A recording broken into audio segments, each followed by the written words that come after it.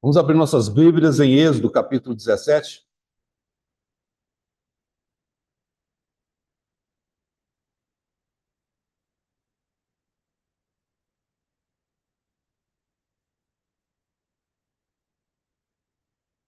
Êxodo, capítulo 17, no versículo 1.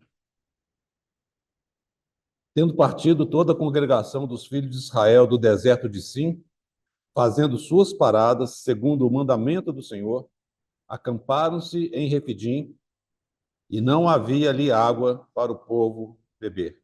Versículo 8. Então veio Amaleque e pelejou contra Israel em Refidim. Evangelho de João, no capítulo 3,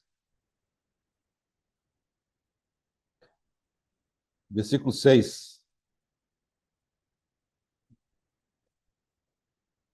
O que é nascido da carne é carne, o que é nascido do espírito é espírito. Mais uma vez. O que é nascido da carne é carne, o que é nascido do espírito é espírito. Epístola de Paulo aos Gálatas,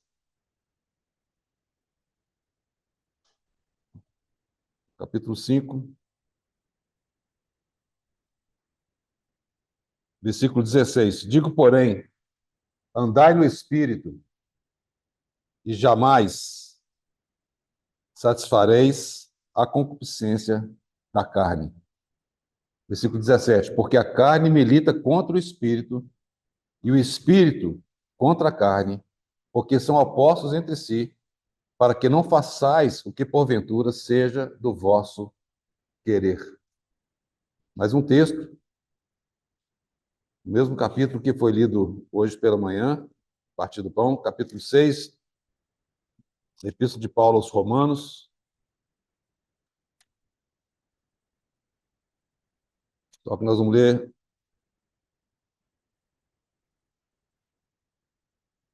outro versículo.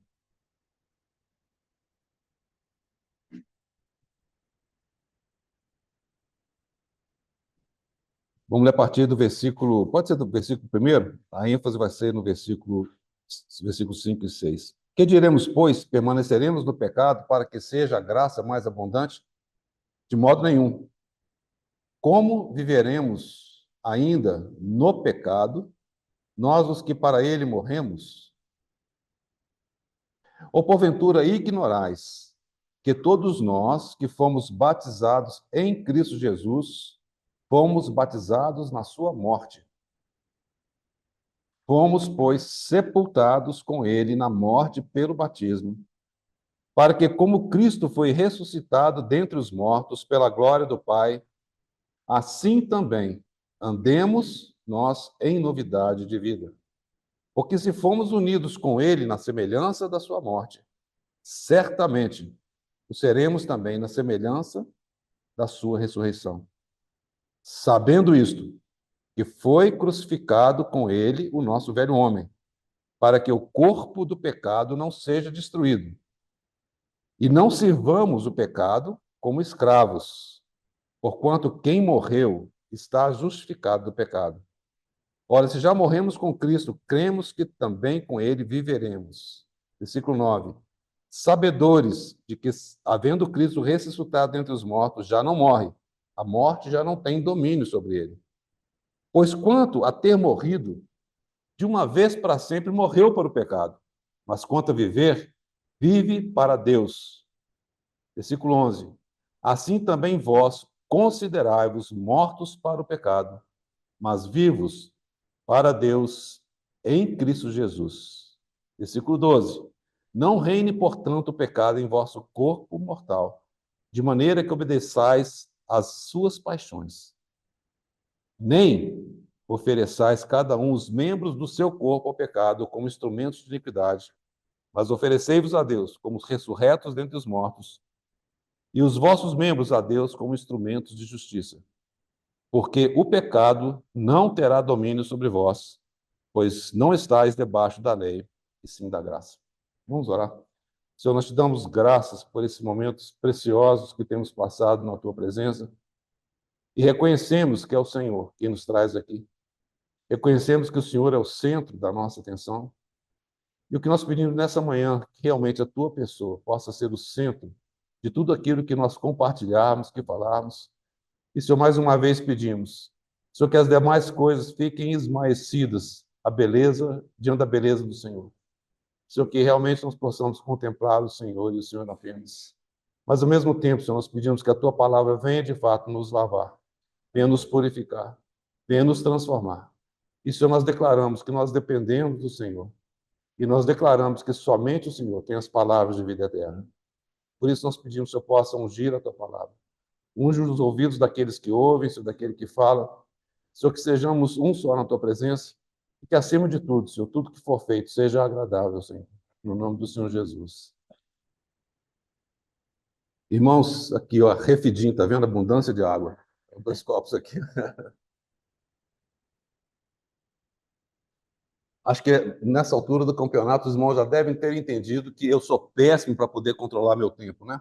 Então, fiquei devendo a semana passada. Eu vou tentar pagar hoje, sem promessa, certo? Então, os irmãos não se preocupem, não, porque o Senhor realmente tem uma vontade eterna preparada e nós temos que descansar nele. Mas quando eu toquei nesse assunto, como ensinei para os irmãos no último compartilhar, nós estamos na 10ª estação. Lembrando que são 42 estações, né? Nós estamos na 10ª ainda. Eu deixei os irmãos no deserto por um tempo aí. Mas o propósito é de nós podermos ser encorajados, sermos instruídos pelo Senhor por esse exemplo, da maneira como o Senhor trouxe seu povo. Ele realmente arrancou seu povo com o braço forte das garras do diabo do Egito, né? E os conduziu para entrar na terra de Canaã. Então, esse trajeto que a palavra de Deus nos escreve com cuidado, que foram 42 estações, tanto dos acampamentos, da chegada nos locais quanto a saída, né? Nos ilustra de maneira muito maravilhosa o nosso caminhar cristão. É um exemplo tão maravilhoso de como o Senhor realmente deseja nos conduzir. E alguns princípios importantes que eu vou procurar ressaltar à medida que o Senhor nos der direção desse caminhar. Em particular, em Refidim, nós mencionamos que tem 2 pontos muito importantes. Eles são fortemente correlacionados. O primeiro, como nós lemos aqui, quando chegaram em Refidim, não havia água para beber. E, mais uma vez, o povo tem chance de murmurar contra o Senhor. Lembra? São 3 estágios de 14 estações. 14 mais 14 mais 14. Nós estamos no primeiro estágio, que corresponde à infância, né, da nossa vida cristã. Ali o Senhor veio conduzindo o seu povo de maneira graciosa, maravilhosa, com toda a compreensão, com toda a paciência. E ele chega nesse ponto, mais uma vez, o povo murmura contra o Senhor, esquecendo de tudo aquilo que o Senhor já havia provido para eles de maneira tão graciosa, né? Ele provê o maná precioso, pão que desce do céu. Não sendo suficiente para o povo, o Senhor ainda provê as cordonizes para eles comerem. O Senhor veio cuidando deles de maneira tão maravilhosa, né? Em Mara, chegaram lá, a água estava disponível, mas amargosa, mas o Senhor, um tipo maravilhoso, fala para Moisés lançar aquele madeiro, né? Ele tem que ter sido uma árvore de cipreste naquela água, a água se torna doce, falando da realidade da cruz, que é um dos pontos que nós devemos tocar aqui também. Mas aqui chega em Refidim, o povo reclama, nós vimos que ali acontece algo tremendo. Lembrando que Moisés, de fato, ele conhecia muito bem aquele deserto. Ele sabia onde haviam rochas que teriam água armazenadas, porque aquela região toda da Península do Sinai tinha que ficar debaixo de água. E várias daquelas rochas tinham água que ficaram enclausuradas ali dentro, e aos poucos elas foram sendo fechadas pelo sal que passava pelas frestas daquela rocha. Muito bem. Só que Moisés ouviu bem o Senhor falar para ele: olha, é a rocha que eu te indicar. E o Senhor, então, ele se posiciona sobre aquela rocha em Horebe. E a palavra rocha que aparece ali no capítulo 17 é uma rocha baixa. Sur, em hebraico, que é uma rocha baixa. E ali o Senhor comanda que, de fato, ele usa o bordão de Deus, aquele mesmo bordão que estava na sua mão quando ele, pela primeira vez, encontra com Deus ali na sarça ardente. Aquele é o bordão de Deus. Deus fala para ele poder, então, ferir a rocha. Nós sabemos que ali representa de maneira preciosa nosso Senhor Jesus sendo ferido na cruz do Calvário. Então, a primeira vez que acontece, a gente vê Moisés diante da rocha, e a rocha sendo ferida, nos fala, então, da morte do nosso Senhor. E aí nós vemos que aquela água, então, ela jorra de maneira abundante, Lembrando que Moisés conhecia as rochas que poderiam desadentar talvez o seu rebanho, mas ali eram 2 milhões de pessoas, talvez mais, que precisavam ser dessedentadas não apenas por um dia. Aquela água tinha que fluir. Aí nós lembramos lá de 1 Coríntios capítulo 10, que fala: a rocha era Cristo. E a rocha o seguia. De uma maneira maravilhosa, o Senhor deu essa provisão para eles ali no deserto. Então, a rocha baixa, que é uma rocha menor, ela foi ferida, falando do nosso Senhor. E essa experiência daquele jorrar, daquele transbordar daquela água, nos fala também do derramar do Espírito Santo, como aconteceu no dia de Pentecostes. E em seguida, nós vimos que vem Amaleque. E aí foi onde nós procuramos trazer para os irmãos esse tipo tão importante da palavra de Deus. E eu quero voltar nesse ponto para a gente poder, de fato, dar prosseguimento a esse princípio, né? E somos gratos ao Senhor pela maneira como o Senhor já falou nesta manhã. Eu não combinei nada com o Luiz, mas o Luiz leu exatamente de Romanos capítulo 6. E nós vamos aprofundar um pouco mais nessa questão, né, se o Senhor permitir hoje. Então, nós vemos que ali em Refidim, que é a pérola do Sinai, como é assim conhecido, Deus tem essas duas experiências para o povo de Israel. E para você e para mim, da mesma forma, nós temos Pentecostes, mas existe também agora o que nós lemos lá em Gálatas. A carne milita contra o Espírito e o Espírito milita contra a carne. Alguém já falou que carne boa só do churrasco. A outra não presta, não, irmãos. E essa carne, né, que ela aparece desde os primeiros capítulos, né, da Bíblia, ela acompanha ao longo de todo o relato bíblico até aí dentro de você. A carne está aí e a carne está aqui. É terrível isso, né?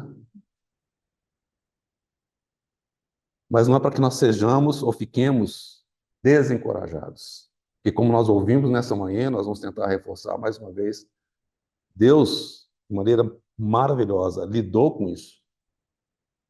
Mas nós temos que entender que existem dois aspectos que muitas vezes nos confundem e nos fazem muitas vezes ficarmos, palavra bonita, claudicantes, lerdos, lentos no nosso caminhar nesse deserto.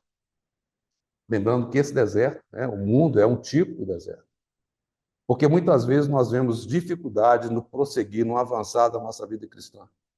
Tem a ver com algumas questões fundamentais, que foi o encargo que o Senhor colocou no meu coração.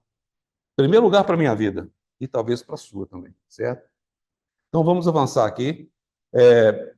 Eu mencionei na última vez que existem alguns tipos de carne na Bíblia, e Amaleque, ele é um tipo de carne, porque nós sabemos que Amaleque, ele era neto de quem? De Esaú. Esaú, fala lá em Gênesis, que é Edom. Significa vermelho, e vermelho já nos fala da carne.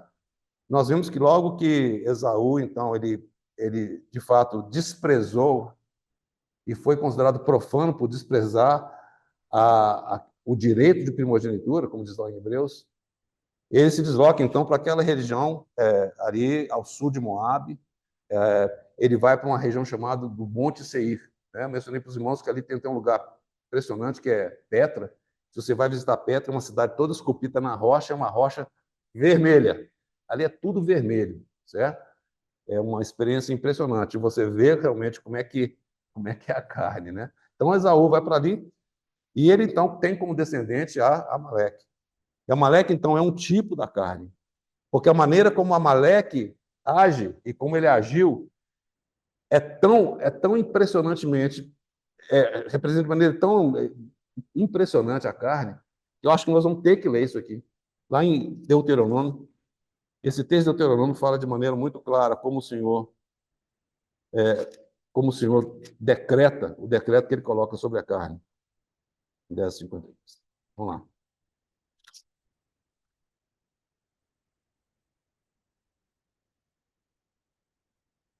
É Deuteronômio, eu estou desviando aqui, desculpa. Aqui no capítulo 25, versículo 17. Lembra-te do que te fez Amaleque no caminho quando saías do Egito. Observa que o Senhor está usando explicitamente, lembra-te. Irmãos, lembra-te. Lembra? O Senhor está dando esse comando, não esquece. Está falando aqui do que fez com o povo de Israel quando saiu do Egito, mas lembra de Amaleque. Como te veio ao encontro no caminho e te atacou na retaguarda, covardemente, todos os falecidos que iam após ti, quando estavas abatido e fadigado, e não temeu a Deus. Versículo 19: Quando, pois, o Senhor teu Deus te houver dado o sossego de todos os teus inimigos em redor na terra, que o Senhor teu Deus te dá por herança para possuir, apagarás a memória de Amaleque de debaixo do céu. Não te esqueças. Ele começa falando, lembra-te, e no final ele termina, não te esqueças. Irmãos, esse é o veredito de Deus em relação à carne. Ele vai apagar a memória de Amaleque. Aí você fala assim, puxa vida, mas como é que nós estamos com Amaleque tão presente hoje, né? Irmãos, Deus vai apagar. Quando nós lemos ali em Êxodo, capítulo 17, fala que quando, de fato, Josué, ele foi, então, sendo atacado por Amaleque, ele luta contra Amaleque, e nós lembramos, né, quando Moisés tinha suas mãos erguidas, Josué prevalecia. Quando as mãos de Moisés abaixavam, Amaleque prevalecia. Mas ali tem um versículo maravilhoso que diz o seguinte: Josué desbaratou Amaleque ao fio da espada. Observe que a palavra que fala ali não é exterminou, fala que desbaratou ao fio da espada. Lembrando de Hebreus capítulo 4, versículo 12, a espada de Deus é o quê? A palavra de Deus. A palavra de Deus era o quê? Mais aguçada, ela é mais penetrante do que o quê?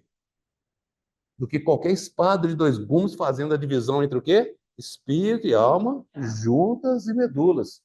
Então, aqui nós vemos um tipo tão precioso da palavra de Deus na mão do Espírito de Deus, tipificado por Josué, desbaratando a carne, desbaratando o inimigo.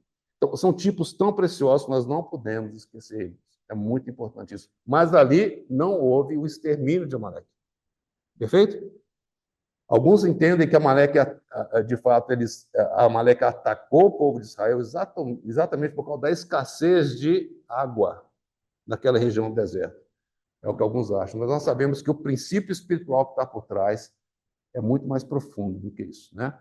Então, esse primeiro exemplo que nós vemos que, de fato, Amaleque é um tipo muito preciso, né? Os irmãos se lembram, sem querer voltar muito atrás, que quando o homem pecou, lembra que quando o homem foi criado, na realidade, Deus formou do pó da terra e soprou sobre ele o espírito de vida, não é isso? E o homem se tornou alma vivente. Então, o espírito encontrando com o corpo, aí nós temos o homem na sua maneira plena, espírito, alma e corpo, coexistindo, como é o nosso caso em 1 Tessalonicenses capítulo 5, fala a mesma coisa, certo? Da mesma forma que acabamos de mencionar em Hebreus capítulo 12, 4, versículo 12. O homem é espírito, alma e corpo nessa ordem.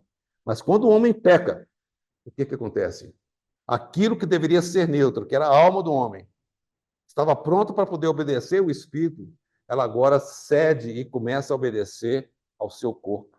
Então, alma e corpo agora começam a dominar o ser do homem. E o espírito, a gente vê, eu vou falar o termo morreu. Não, o espírito do homem não morreu. Ele foi separado de Deus e ele ficou numa posição de ser subjugado por esse complô, eu vou chamar aqui, de carne, de corpo e alma.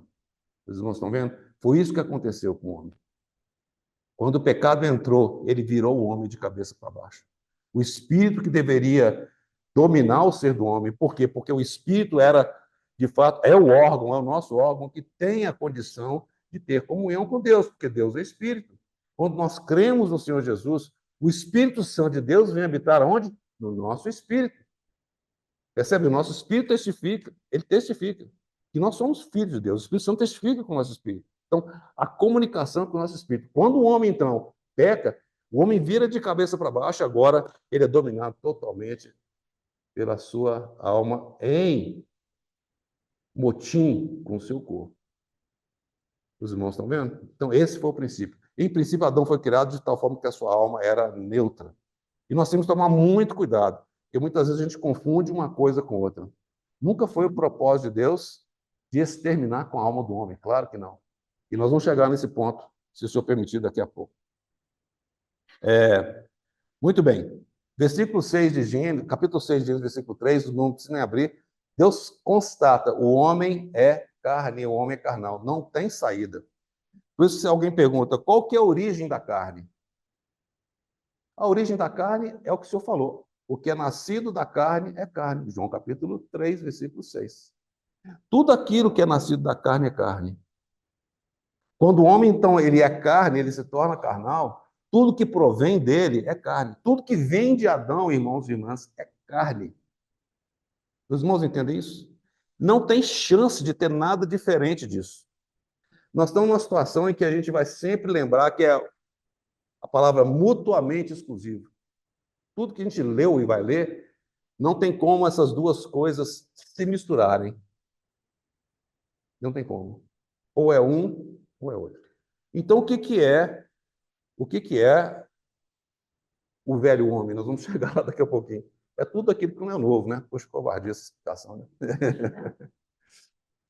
Mas é isso, tudo aquilo que não é de Cristo, tudo aquilo que a sua origem não é no Espírito, se refere ao velho homem. Ok? Esse é um ponto importante. Vamos avançar um pouquinho aqui. Lembramos de João capítulo 6, versículo 63, que diz o seguinte: o Espírito é a vida, que vivifica. A carne, para nada aproveita. A carne, para nada aproveita.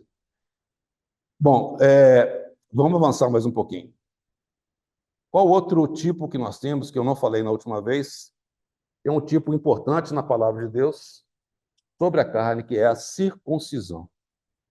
Então vamos abrir lá em Gênesis.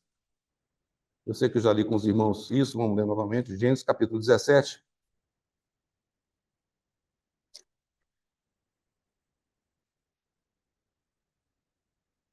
Versículo 9. Observa bem. Aqui nós temos Abraão, o Senhor o trouxe, não atraiu lá de Ur dos Caldeus e o faz chegar na terra da sua promessa. E Deus fala para Abraão: guardarás, versículo 9, a minha aliança. Observe que existe o termo aliança aqui. Tu e a tua descendência no decurso das suas gerações. Esta é a minha aliança. O Senhor vai falar qual que é. Que guardareis entre mim e vós a tua descendência. Todo macho entre vós será circuncidado. Observa que aqui essa aliança é muito claramente colocada, de maneira muito específica e tipologicamente colocada. A circuncisão fala exatamente do despojamento da carne. Aqui é uma figura da carne. Essa figura da circuncisão é utilizada pelo apóstolo Paulo diversas vezes em suas epístolas, mas sempre fazendo referência ao despojamento da carne. E essa é uma aliança. Deus ali já de maneira, se eu puder colocar profética, mas já colocando de maneira clara essa aliança dele. Não tem qualquer aliança com a carne. Há uma separação que é colocada de maneira cabal, clara. Não tem qualquer compromisso, não tem qualquer ajuste, não tem qualquer acordo, não tem qualquer negócio. Certo? A chave é essa aqui. E nós vemos o impacto disso. Sabemos que depois, claro, Abraão circuncidou ao seu filho, Ismael, né? E posteriormente todos aqueles que serviam com ele. Mais para frente também, quando Isaac nasce, aos 8 dias, circuncida Isaac. Não é? Antes de avançar, existe alguma coisa importante nós considerarmos aqui também. Porque quando nós vemos a história de Abraão, e esse é um outro tipo importante que eu queria trazer para os irmãos, nós vemos ali essas duas naturezas claramente colocadas.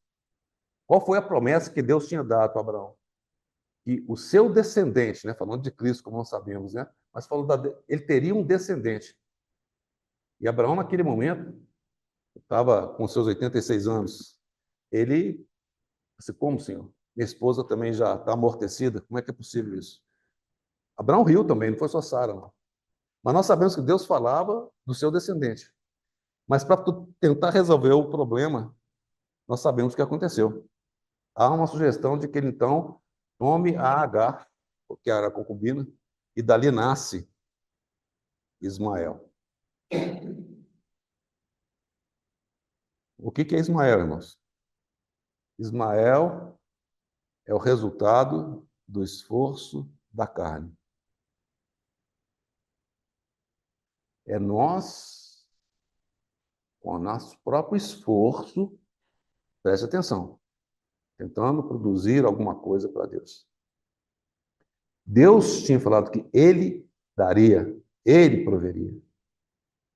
Mas a boa ideia, uma boa sugestão, produziu Ismael. É muito interessante o timing dessa palavra, né? O que está acontecendo hoje lá no Oriente Médio? Observe que tudo isso que está acontecendo ali tem uma origem. A gente sabe que são, né? Outras questões são relevantes aí também. Mas, basicamente, Ismael. É isso que a carne produz. A carne milita contra o espírito milita contra a carne. Então, Abraão, na sua boa vontade, nas suas boas ideias de tentar ajudar a Deus, ele não consegue produzir nada, a não ser Ismael. Irmãos, quantas vezes isso acontece comigo? Talvez com você também. Produzimos Ismaéis à torto e à direita. Porque o que é nascido da carne é carne. A carne não consegue produzir nada além disso. Tudo aquilo que nós fazemos com o nosso próprio esforço, é carne. Os irmãos percebem? O que é nascido da carne é carne.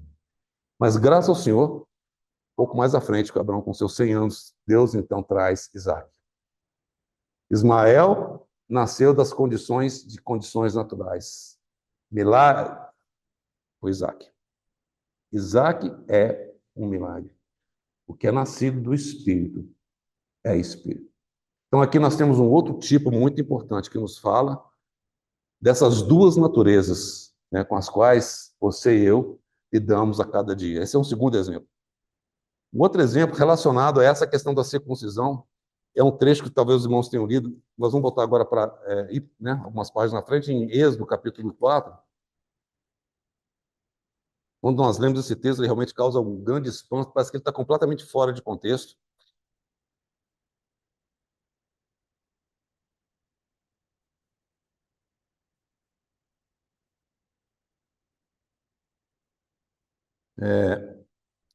Capítulo 4. O texto é muito longo, os irmãos podem ler em casa depois, nós vamos ler a partir do 24. Estando Moisés no caminho, ele estava agora vindo lá de Midian, trazendo a sua esposa Zípora com seus 2 filhos, né, que era Gerson e Eliezer, e indo em direção ao Egito. E no caminho eles param nessa estalagem, e aí diz o seguinte: estando Moisés no caminho, numa estalagem, encontrou o Senhor e o quis matar. Bom, quando eu li esse versículo, assim, não estou entendendo nada. Onde é que eu estava no versículo anterior, onde é que eu estou aqui agora, né? Não sei se os irmãos tinham essa impressão também, talvez os irmãos saibam do que se trata, porque realmente é complicado. Versículo 25. Então Zípora tomou uma pedra aguda, de pederneira, cortou o prepúcio de seu filho e lançou aos pés de Moisés e lhe disse: sem dúvida, tu és para mim esposo sanguinário. Assim o Senhor deixou. Ela disse esposo sanguinário por causa da circuncisão. Quem que era Zípora? Zípora era a filha de Reuel, ou Jetro, né? São os 2 nomes que ele tem. Ele era um sacerdote lá em Midian. Certamente ela não conhecia essa ordenança, essa aliança que Deus havia dado para o povo de Israel, para os hebreus, né, para Abraão. E possivelmente, aqui não temos isso na palavra de Deus claramente, mas Moisés deve ter circuncidado o seu primeiro filho, Gerson, talvez. E pela atitude de Zípora, a gente vê que ela realmente desgostou-se profundamente daquela cerimônia na cabeça dela. Mas qual que era o ponto? De alguma forma, ela estava se opondo àquilo que Deus tinha determinado, que era de fato apontando para o despojamento da carne. Observe que parece uma coisa tão simples, mas o fato de Moisés estar agora caminhando para aquilo que seria uma das coisas mais tremendas, que era a libertação do povo do Egito, Deus não podia permitir que, de alguma forma, algo tivesse em desacordo com a sua vontade. Alguns entendem que esse encontro do Senhor com Moisés, possivelmente esse tenha sido uma doença, um tipo de doença que ele teve. Nós não sabemos quanto tempo durou isso. Mas o que é interessante é que na Septuaginta, quando fala encontrou o Senhor, aí fala encontrou o anjo do Senhor. Qual era a importância desse evento? Alguém pode fazer uma coisa simples como a circuncisão? Dá tanto valor? Não, irmãos. Deus para sempre condenou a carne. Aquilo que aconteceu lá no Jardim do Éden, Deus condenou para sempre. Okay? Então, esse é o caso de Moisés. E um pouquinho para frente, mais um outro tipo, nós vamos ler em Josué, capítulo 5. Josué, capítulo 5, versículo 3, de 3 a 9.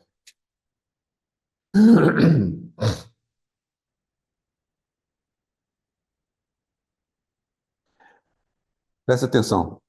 Sucedeu que, ouvindo todos os reis dos amorreus que habitavam deste lado do Jordão ao ocidente, e todos os reis dos cananeus que estavam ao pé do mar, que o Senhor tinha secado as águas do Jordão, de diante dos filhos de Israel, até que passamos, desmaiou-se-lhes o coração e não houve mais alento neles por causa dos filhos de Israel. Ou seja, o povo da terra estava vendo aquela multidão chegando. E já tinham ouvido falar de tudo aquilo que Deus tinha feito. Observa bem, eles ouviram a respeito das obras de Deus. E ao ouvir as obras de Deus, eles tremeram. Versículo 2: Naquele tempo disse o Senhor a Josué: Faze facas de pederneira, e passa de novo a circuncidar os filhos de Israel. Então Josué fez para si facas de pederneira e circuncidou os filhos de Israel em Gibeate Haralote. Vamos um pouquinho para o final lá. Versículo 9: Disse mais o Senhor a Josué: Hoje removi de vós o opróbrio do Egito, pelo que o nome daquele lugar se chamou Gilgal até o dia de hoje. Mas por que que ele circuncidou os filhos de Israel naquele lugar? Porque a primeira geração, os homens de guerra da primeira geração haviam sido circuncidados, mas não os da segunda geração. E agora essa segunda geração que está entrando basicamente em Canaã. Os irmãos percebem? Não pode ter qualquer tipo de acordo, de acerto, de negócio com a carne. Essa entrada em Canaã, ela não pode se dar misturada com a carne. Então Deus ordena a Josué, então realize a circuncisão. E sabe uma coisa interessante? Quando você lê essa palavra no original, aqui fala facas de pederneira. É interessante, por que que não fizeram faca de cobre, por exemplo, né? Da mesma forma, Zípora, ela faz uma faca de pederneira. A palavra pederneira aqui, ou pedra, é a mesma palavra que eu falei com os irmãos lá de Refidim. A palavra é tsur. Então mostra de maneira tão tremenda que a obra do Senhor, ele, que é aquela pequena rocha tsur, é que é utilizada para que isso ocorra, para que isso aconteça. Então aqui nós vemos mais um exemplo impressionante. Agora vamos prestar atenção nesse último versículo que eu li. Disse mais o Senhor a José: Hoje removi de vós o opróbrio do Egito, tudo aquilo que estava relacionado com o mundo. Pelo que o nome daquele lugar se chamou Gilgal. Guarda esse nome. Vamos lá para 1 Samuel. 1 Samuel, capítulo 15.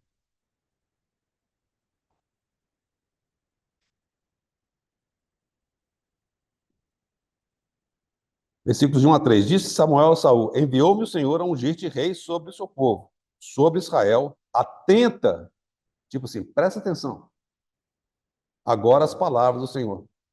Assim diz o Senhor dos Exércitos: castigarei Amaleque pelo que fez a Israel, ter se oposto a Israel no caminho, quando este subia do Egito. Vai, pois, agora e fere a Amaleque. Estão lembrando quem que é Amaleque aí, né? E destrói totalmente a tudo que tiver, e nada lhe poupes. Porém, matarás homem e mulher, meninos e crianças de peito, bois e ovelhas, camelos e jumentos. Acho que alguns, quando leem esse texto, devem ficar horrorizados, ainda mais nos dias de hoje. Deus é um Deus sanguinário. Como Deus pode agir dessa forma? Irmãos, há um princípio que rege, que está por trás disso tudo. Qual que é esse? O Senhor Jesus Cristo falou. João capítulo 3, versículo 6. O que é nascido da carne é carne. Não tem solução para Amaleque. Não tem solução para os descendentes de Esaú. Não tem solução, irmãos. Não tem solução para a sua carne, nem para a minha carne. Guardem isso. Deus nunca, nunca se propôs a melhorar você e a mim. Nunca. Não tem jeito. Enquanto nós não nos convencermos disso, irmãos, não tem jeito. A carne para nada aproveita.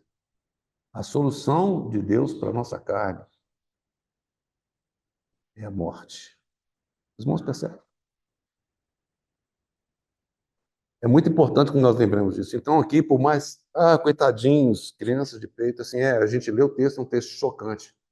Mas para nós entendermos que, de fato, não tem nada que presta na carne. Versículo 4. Saul convocou o povo e os contou em Telaim, 200.000 homens de pé e 10.000 homens de Judá. Chegando, pois, Saul à cidade de Amaleque, pôs emboscadas no vale. E disse aos queneus: Ide-vos, retirai-vos e saí do meio dos amalequitas, para que eu vos não destrua juntamente com eles, porque usaste misericórdia para com todos os filhos de Israel,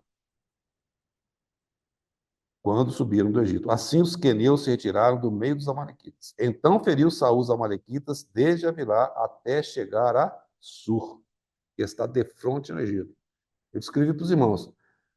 Pelo que eu entendo, essa batalha de Saul veio desde aí da região ao sul de Moabe, varreu Eilat, cobriu toda a península do Sinai e chegou até Sur. Lembra? Sur é onde estava Mara, e assim por diante, lá do outro lado.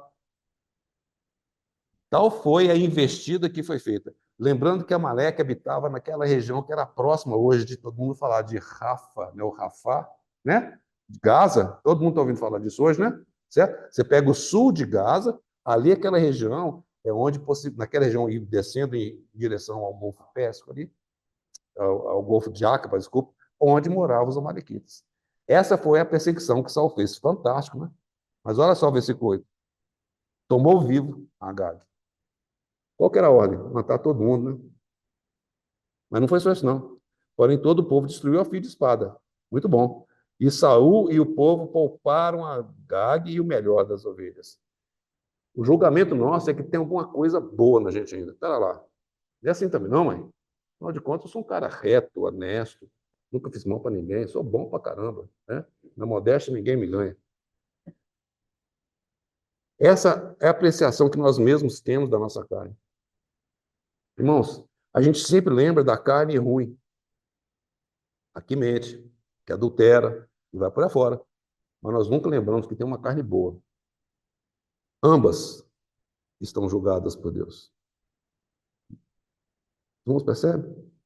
Ambas estão julgadas por Deus. Nós não podemos, da nossa própria ideia, achar que carne presta, porque não presta. Vamos avançar um pouquinho.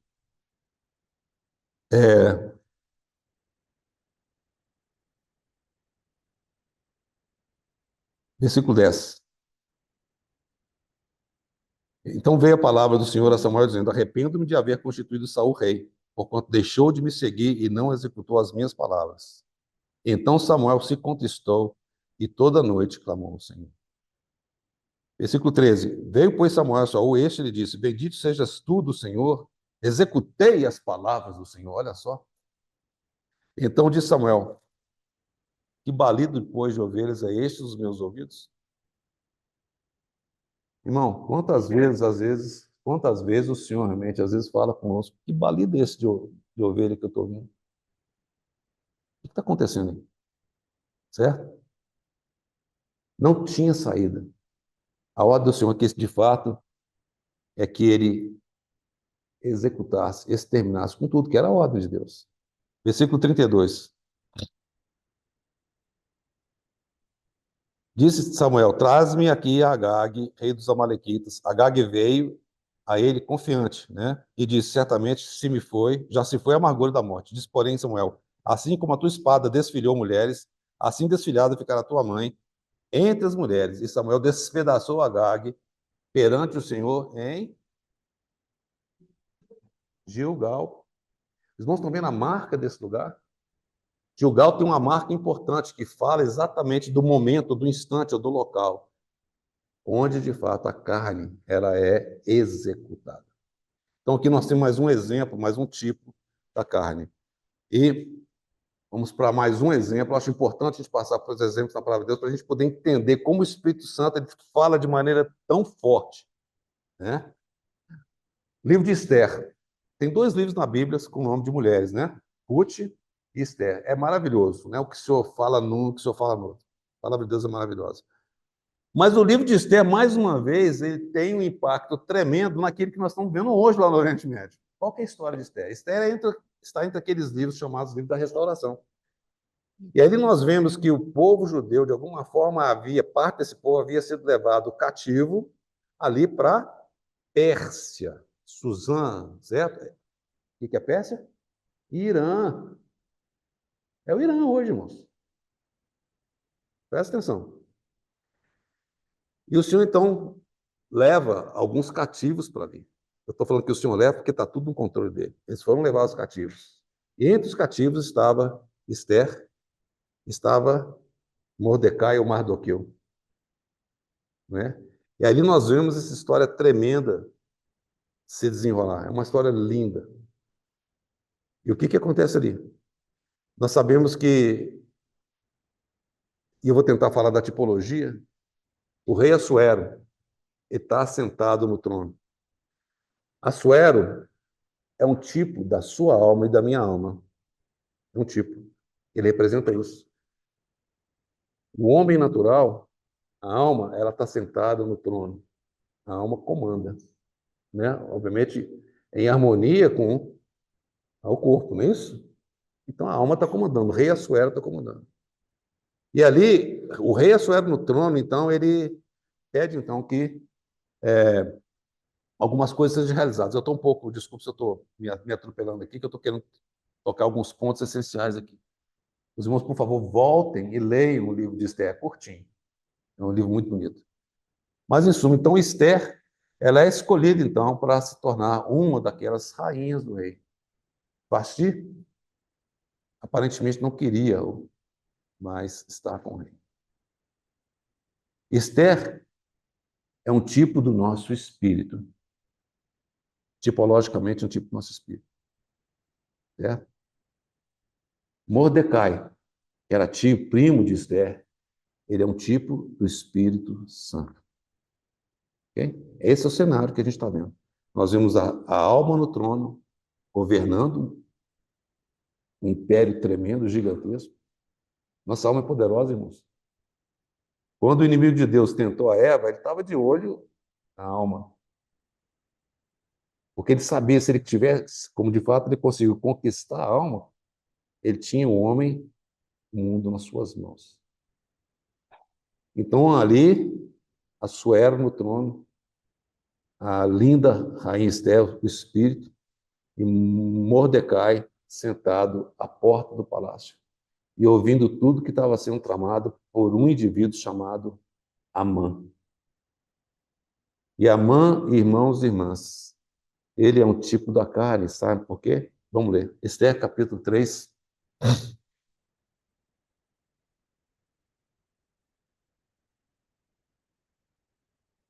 Livro de Esther. Esdras, Neemias, Esther, Jó, Salmos e Provérbios. Esther, capítulo 3, versículo 1. Depois dessas coisas, o rei Assuero engrandeceu a Amã. Amã havia feito uma conspiração, e a conspiração que ele tinha feito, de fato, era para que o povo judeu fosse exterminado. Parece com alguma coisa que você ouviu recentemente? Lembra de Ahmadinejad? Declaração que ele deu de público. O propósito dele era varrer Israel do mapa. Salmo 83, vai lá para você ver. O desejo dele era esse. Esse é o desejo do inimigo de Deus. E hoje nós estamos vendo isso diante dos nossos olhos, não é verdade? E essa era a trama de Amã. E Mordecai ouviu. Depois dessas coisas, o rei Assuero engrandeceu Amã, filho de Amedata, Agagita. Opa, Agagita.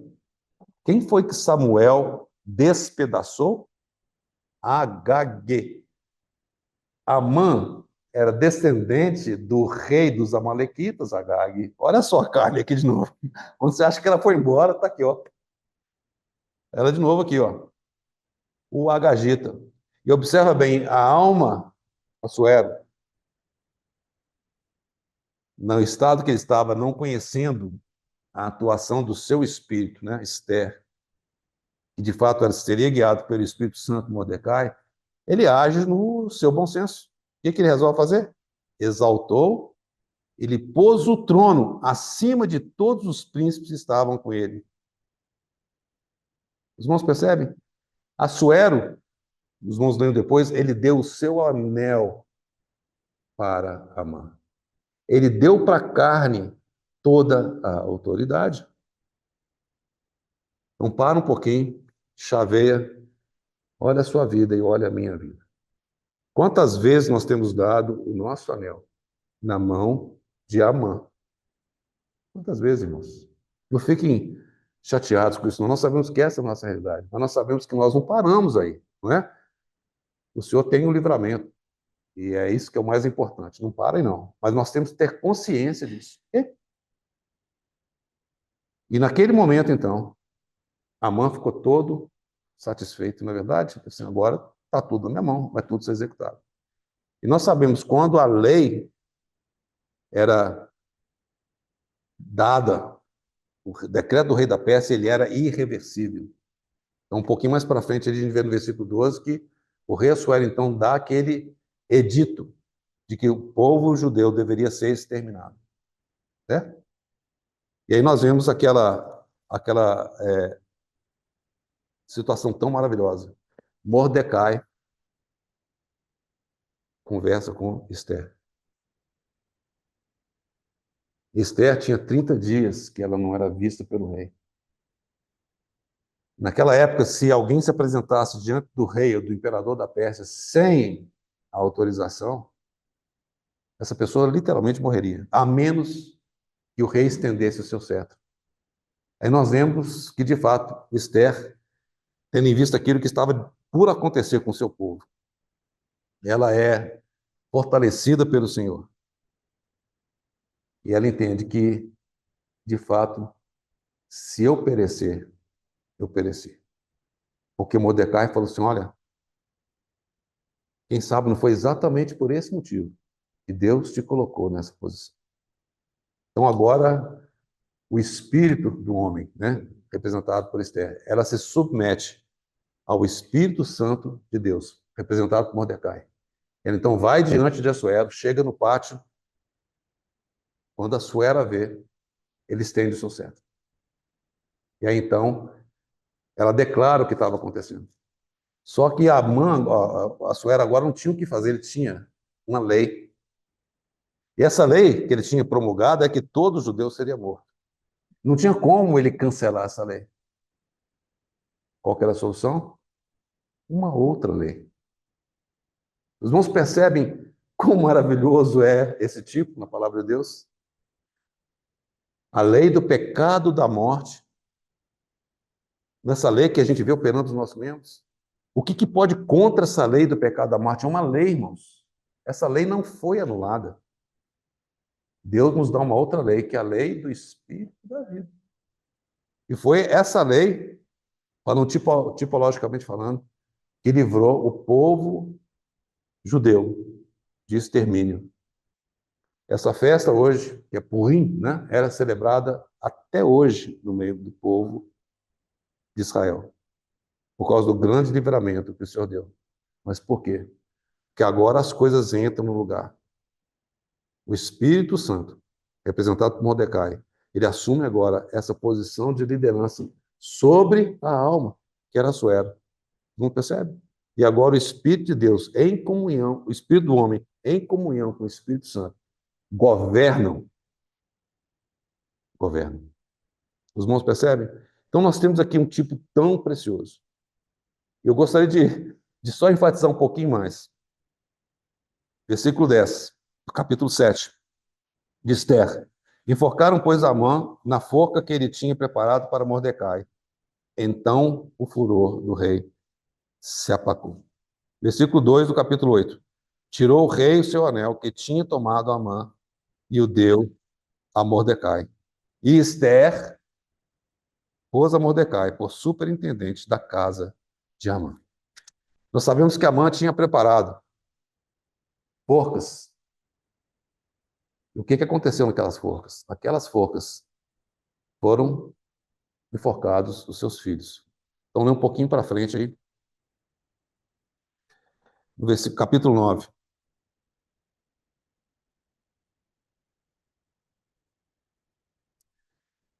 Versículo 7, versículo 6. Na cidade de Suzã, os judeus mataram e destruíram a 500 homens, como também a Parsandata, memoriza esses nomes, Dalfon, Aspata, Porata, Adalia, Aridata, Farmasta, Arizai, Aridai e Vaizata, que eram os 10 filhos de Amã, filho de Amedata, o inimigo dos judeus, porém no despojo não tocaram. Aqui aparecem esses 10 filhos de Amã. E é muito interessante saber o que significa cada um desses nomes. Eu vou ler para os irmãos. Passandata se refere ao eu curioso. Dafum é o eu que lamenta. Aspata é o eu que une. Porata é o eu generoso. Adalia é o eu fraco. Aridata é o eu forte. Parmasta, eu muito importante. Arizai, o eu precipitado. Aridai, o eu precioso ou honrado. E por último, o Vaizata, que é o eu 100% eu. Esse é o resultado, são os descendentes da carne. Então, irmãos, nós vemos nesse exemplo tão tremendo nesse livro, esse tipo tão maravilhoso, tão impressionante, daquilo que fala de você e de mim. Nós vemos descrito nesse livro, né, de maneira tipológica, aquilo que é o homem e as decisões que o homem pode tomar na sua alma e o destino que essas decisões levam, qual que é o resultado. Meu tempo acabou. Literalmente acabou. E eu não acabei. Os irmãos me perdoem a falta de controle de tempo aqui. Mas eu achei importante tocar nesses pontos para reforçar, porque assim, eu não quero deixar os irmãos também nessa. Eu sei que apesar de vocês, todos nós temos ouvido tanto a respeito disso, muitas vezes nós precisamos ser lembrados de algumas dessas verdades tão fundamentais, não é? E é necessário que nós possamos conhecer isso à luz do Novo Testamento. Romanos é uma chave para isso, certo? Então foi muito, muito maravilhoso ver que de alguma forma o Senhor já falou no primeiro momento, os irmãos ouviram. Depois, quando nós lemos Romanos, é importante nós entendermos algumas realidades e verdades também. É importante nós compreendermos isso. Mais importante ainda, e é esse meu encorajamento para os irmãos hoje, né? Só lembrando, tem mais um descendente que foi quem? Herodes o Grande, eu falei para os irmãos, né? Ele era idumeu, na verdade também descendente de Esaú, ele aparece lá no Novo Testamento, naquele morticínio das crianças, na verdade, fala da natureza da carne. Mas qual que é o ponto que é importante nós lembrarmos? Deus tem um propósito para você e para mim, certo? E esse propósito é que Cristo seja formado em você e em mim. Esse é o propósito de Deus. Ele quer alcançar em você a imagem do seu filho. Não há nada mais importante para Deus do que o seu precioso filho. É o que ele deseja para você e para mim. Para que isso aconteça, tem um processo. Eu acho que muitas vezes no caminhar cristão o que dificulta muito são dois extremos. O primeiro extremo é, de fato, tudo foi alcançado pelo Senhor por meio da graça. E é verdade. A nossa salvação, como nós cantamos hoje, ouvimos, a nossa salvação, ela é pela graça, por intermédio da fé. É pela fé, por intermédio da graça, desculpa, inverti a ordem aqui. É graça. Então, se eu deu graça, pronto, eu estou livre, leve e solto. Mas não foi isso que nós ouvimos hoje. Nós ouvimos hoje que nós fomos agora chamados para sermos servos do Senhor, não é? Mas o que nós vemos, por um lado? Existe um campo que fala assim, não, agora você vive a vida do jeito que você bem entender, é tudo pela graça mesmo, no final da conta vai dar tudo certo. Né? Aquele que começou a boa obra em vós, ele há de concluir no dia de Cristo. Eu não tenho que preocupar, vou tocar minha vida. Bom demais, certo? Onde abundou o pecado, superabundou a graça. Aí Paulo fala, por isso você vai pecar? Claro que não. Então, existe essa dicotomia no meio do povo de Deus. Ah, sim, agora deixa o barco correr, né? Às vezes brinco, não deixa a vida me levar. Esse não é um hino, né? Vida leva eu. Vai tocando. Né? Irmão, isso está errado. Está errado. Porque o outro lado fala assim, não, agora tem que ser pelo seu esforço. Você tem que ir na força do seu braço que você vai resistir o pecado. Aí você vai lembrar de Hebreus, né? Que não tem que resistir o pecado até o sangue. Não, é na força do braço que você vai santificar. É na força do braço que você vai, de fato, destruir a mão. É na força do seu braço. É o outro extremo. E a gente fica perdido, afinal de contas, qual dos dois? Não é verdade? E nós temos que entender que a maneira como Deus trata conosco, primeiro é foi crucificado com ele o nosso velho homem. Isso é um fato. Ok? É um fato. Mas existe um processo. E nesse processo, o Senhor nos faz lembrar: se alguém quiser vir após mim, cada dia, fale não para a Assuero. Fale não para você mesmo. Toma a sua cruz e siga. Essa mensagem, irmãos, não é pregada hoje. Mas, irmãos, não tem nenhuma outra forma. Deus não deu nenhum outro caminho a não ser esse. Você tem a opção de não tomar a sua cruz? Tem, porque esse é um convite que o Senhor faz. Se alguém quiser vir após mim. Mas o não tomar tem consequência.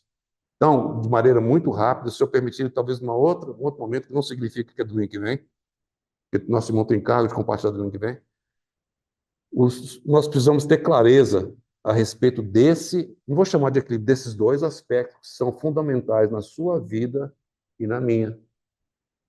Muitas vezes nós nos vemos derrotados pelo pecado e nos faz afundar. Senhor, mas não é possível, o velho homem não morreu, não foi crucificado? O que está acontecendo aqui? Por que ele está aparecendo? Aí nós temos que entender o que é o velho homem, o que é o eu, o que é a carne. Percebe? Nós temos que ter uma clareza a respeito disso. E para concluir, irmãos, eu vou dizer uma coisa só, irmão, guarda isso. E eu vou ler um versículo, os irmãos lembram, eu vou ler 2 versículos, certo? Vamos lá, voltando para Romanos. E já foram mais 5 minutos. Romanos, capítulo 6. Preste bem atenção que eu li no princípio dos irmãos. Versículo 6. Sabendo isso, Romanos 6, 6. Sabendo isso, que foi crucificado com ele o nosso velho homem. O apóstolo Paulo não está falando para você poder tentar entender, compreender com a sua mente, não. Aqui é uma questão de saber. E quando fala saber, eu acho que essa é uma chave importante, é isso que eu gostaria de encorajar os irmãos. Assim, se você ainda não sabe disso, talvez você leia aqui, sim, eu estou lendo, sabendo isso, que foi crucificado com ele, o nosso velho homem, para que o corpo do pecado, tá vendo? É um corpo onde, de fato, o pecado atua, né? Como escravos, não sirvamos, para que o corpo do pecado seja destruído e não sirvamos pecado como escravos. Mas esse sabendo aqui é chave. Esse livro do irmão Nietzsche chama Vida Cristã Normal. O irmão fala com muito detalhe a respeito disso. É um livro que eu sugeri os irmãos lerem, né? O saber, irmãos, quantas vezes talvez a gente não tenha lido aqui, nós precisamos de pedir revelação do Senhor. Revelação. Porque ler o texto nós estamos lendo aqui. Nós estamos lendo aqui que nós temos que saber. Mas se o Senhor não revelar a realidade dessa palavra, nós vamos ficar dando volta. Nós precisamos dessa revelação, irmãos. O que é andar no Espírito? É quando essas coisas tomam ação porque nós recebemos revelação. Então, meu encorajamento para cada um de nós hoje, vá diante do Senhor e peça ao Senhor revelação dessa realidade. Talvez nós conheçamos aqui muito bem, por muitos anos, mas nós precisamos do impacto dessa revelação.